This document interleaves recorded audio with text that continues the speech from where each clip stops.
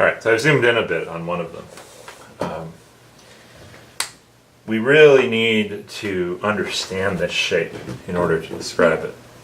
Okay. And so I need you to tell me even more about the shape than you have already, because this shape has a very, very simple property that you guys haven't stumbled on yet. Well, all the sides are straight. What does that mean?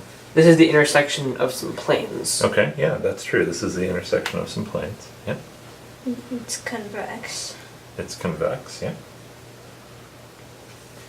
Well, it has a finite area. True. And it looks like, just from how we printed it, looks like you make it by stacking squares on top of each other. Oh. That's a new property. So what does that tell you about the shape? Well, it's made by stacking. You start with a square and you get smaller and smaller squares until you end up with a point on the top. Okay. Let me zoom out a little bit now. Because now we're actually thinking about how we might describe it. So at the base, I've got a square. How big is that square? 1 by 1. Call it 1 by 1. And it goes up a height 1. But at some height h up, there's another square. Not quite sure how to draw it. Draw it like that. Yeah. So as I go up a height h, I get a new square. What's the length of this square? 1.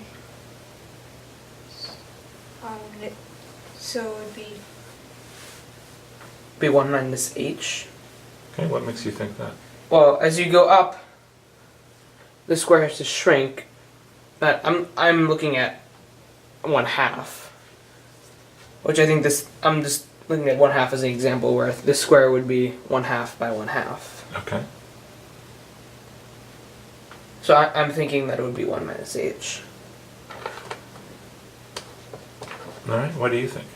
Yeah, that sort of makes sense because the farther you go up, the larger h will get, and then the smaller square will be. Okay. You also have a similar three-dimensional shape. You've got a similar pyramid if you connect those lines up. Alright, what do you mean I have a similar pyramid?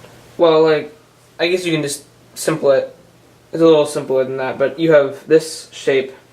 You've got this length, this square, and this length. Right. You've got this length and then this square here. Okay. And those are similar shapes. So what can you conclude from that? Well, I know that this length is 1 minus h. Okay, so this length, which is the height, is 1 minus h. And from my big pyramid, I know that all the lengths are equal, so that this means that all these lengths are 1 minus h. Okay.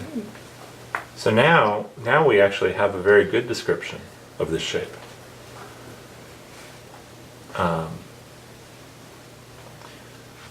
We start out with a square on the bottom, so we have to figure out how to describe that square. And as we go up, we just keep getting the same square. It just shrinks a little bit as we go up. So we should be able to describe that. And now the last thing is, when we have this shape here, and I orient it in a nice way, like along the axes, so that the square is going along the x and y axes. Alright.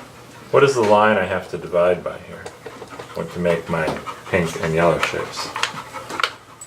Well, it looks like it's the line y equals x, or the plane, I guess.